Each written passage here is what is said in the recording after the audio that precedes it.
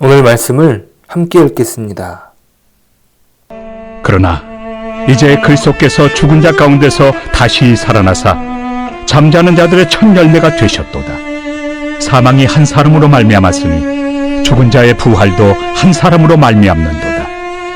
아담 안에서 모든 사람이 죽은 것 같이 그리스도 안에서 모든 사람이 삶을 얻으리라. 그러나 각각 자기 차례대로 되리니 먼저는 첫 열매인 그리스도요, 다음에는 그가 강림하실 때 그리스도에게 속한 자요, 그 후에는 마지막이니 그가 모든 통치와 모든 권세와 능력을 멸하시고 나라를 아버지 하나님께 바칠 때라. 그가 모든 원수를 그 발 아래 둘 때까지 반드시 왕 노릇하시리니 맨 나중에 멸망받을 원수는 사망이니라. 만물을 그의 발 아래 두셨다 하셨으니 만물을 아래 둔다 말씀하실 때 만물을 그의 아래 두신 이가 그 중에 들지 아니한 것이 분명하도다. 만물을 그에게 복종하게 하실 때에는 아들 자신도 그때 만물을 자기에게 복종하게 하신 이에게 복종하게 되리니 이는 하나님이 만유의 주로서 만유 안에 계시려 하심이라. 만일 죽은 자들이 도무지 다시 살아나지 못하면 죽은 자들을 위하여 세례를 받는 자들이 무엇을 하겠느냐? 어찌하여 그들을 위하여 세례를 받느냐? 또 어찌하여 우리가 언제나 위험을 무릅쓰리요? 형제들아, 내가 그리스도 예수 우리 주 안에서 가진 바 너희에 대한 나의 자랑을 두고 단언하노니 나는 날마다 죽노라. 내가 사람의 방법으로 에베소에서 맹수와 더불어 싸웠다면 내게 무슨 유익이 있으리요? 죽은 자가 다시 살아나지 못한다면 내일 죽을 터이니 먹고 마시자 하리라. 속지 말라. 악한 동무들은 선한 행실을 더럽히나니 깨어 의를 행하고 죄를 짓지 말라. 하나님을 알지 못하는 자가 있기로 내가 너희를 부끄럽게 하기 위하여 말하노라. 누가 오늘도 주님의 은혜로 충만한 하루가 되시길 소망합니다. 어제는 부활이 있다라는 전제에서 예수님의 부활을 부정할 수 없음을 말씀하셨다면, 오늘은 예수님의 부활이 우리에게 어떤 의미가 있는지를 전하고 계십니다. 그리스도의 부활은 죽은 자 가운데서 잠자는 자들의 첫 열매라고 바울 사도는 전하죠. 첫 열매는 유대인들이 재물을 가지고 가던 수확의 첫 소산물을 가리킵니다. 비록 그리스도께서 죽은 자 가운데서 살아난 최초의 사람은 아니에요. 나사로도 죽었다가 살아났고, 예수님께서 죽은 사람을 살리는 기적을 보이지 않으셨습니까? 예수님께서는 단순히 죽었다가 다시 살아난 것으로 그치지 않았고, 영원히 죽지 않고 살아계신 최초의 사람이죠. 그분은 모든 사람의 선구자이시며 동시에 사람들의 궁극적인 부활과 영생을 보증하는 증인이십니다. 자, 이것을 바울 사도는 아담과의 비교를 통하여 보여주고 있습니다. 21절은 이렇게 기록하죠. 사망이 한 사람으로 말미암았으니 죽은 자의 부활도 한 사람으로 말미암는도다. 바울 사도는 인류의 두 대표자를 통하여 설명합니다. 한 사람 아담이 죄를 지은 결과로 인하여 사망이 이 세상에 들어왔어요. 아담은 하나님께 죄를 지어 하나님에게서 멀어졌을 뿐만 아니라 온 인류에게 죽음을 가져다 주었죠. 죄의 결과는 죽음이었어요. 모든 인류는 아담의 후손으로서 죄인으로 태어나고 죽음에 이르게 됩니다. 한 사람의 대표성은 나라를 대표하는 대표자에게서 우리는 이해할 수 있습니다. 만약 나라의 대표자인 대통령이 전쟁을 선포한다면 어떻게 되겠습니까? 나라의 모든 사람들은 그 결정으로 인하여 전쟁을 치르게 됩니다. 내가 선택한 것이 아니라 내가 결정한 것이 아니지만 그 나라의 대표자가 그 일을 결정했기 때문에 그 결정의 영향력을 모든 사람이 받게 되는 것이에요. 누구도 예외가 될 수 없는 것이죠.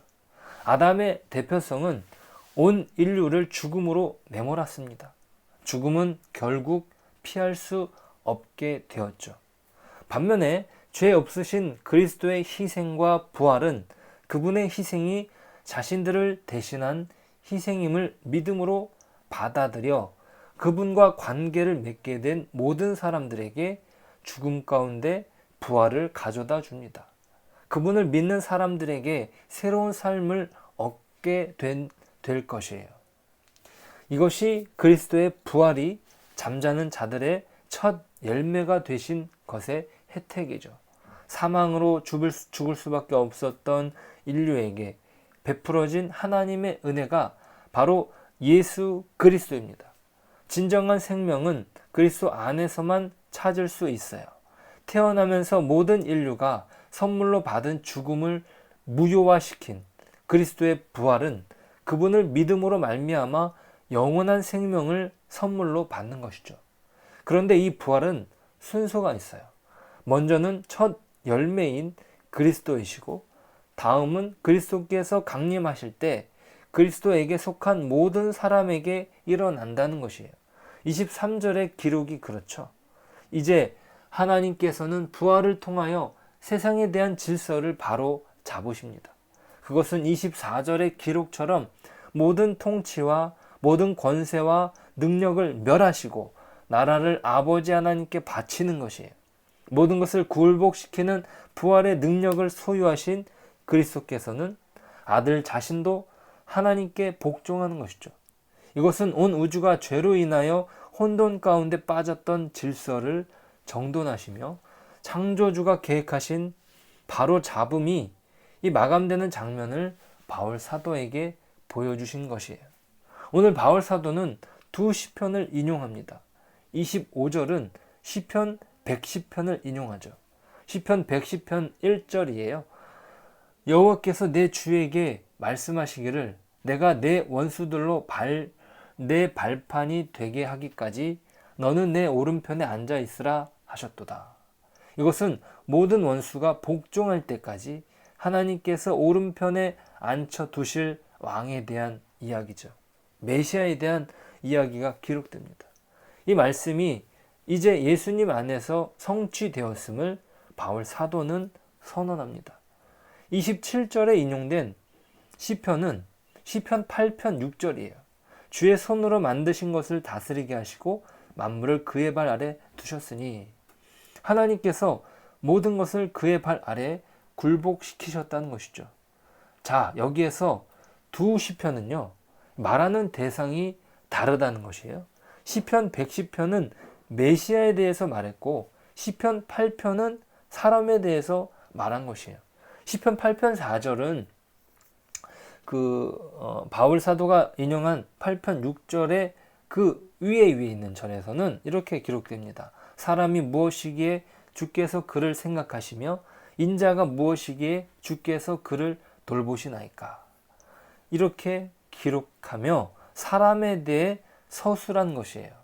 이것은 하나님께서 사람을 자기 형상대로 창조하시고 만물을 다스리게 하시는 그 위치에 사람을 두신 것에 기초합니다. 바울 사도는 오늘 본문에서 서로 다른 대상의 시편의 말씀을 인용하며 메시아를 통하여 무엇이 이루어졌는지를 보여주죠. 즉 메시아의 성취, 그리고 세상의 질서를 바로 잡는 메시아의 통치는 하나님께서 사람에게 의도하셨던 그 처음의 계획의 성취인 것이에요. 흩어졌던 질서가 바로 잡혀지는 것이죠. 21절에서 예수님을 사람의 대표로 바울 사도가 기록한 이유예요. 하나님께서 원래부터 계획하신 일의 성취가 예수 그리스도의 부활을 통해 완성된 것이죠. 그리고 부활은 죽음을 정복해요. 26절은 이렇게 기록합니다.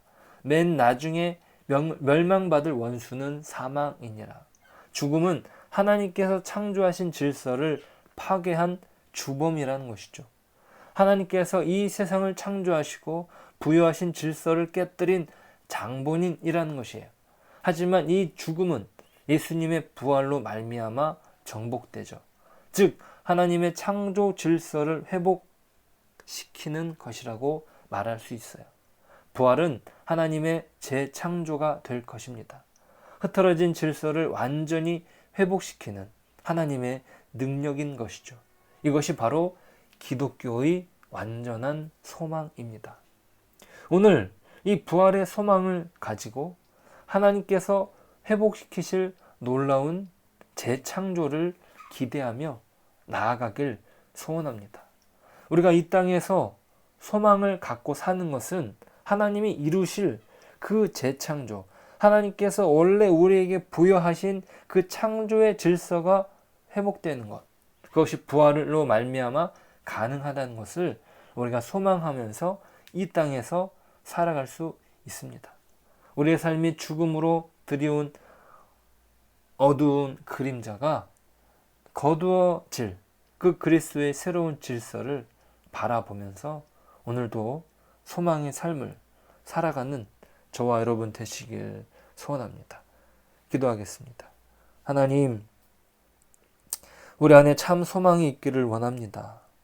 예수님께서 그 부활을 통해서 이루신 또 그 재림을 통하여 이루실 그 질서를 우리가 소망하는 가운데 이 땅에서 부활을 전할 수 있도록 또 이 땅에서 부활의 삶을 살 수 있도록 도와주시옵소서.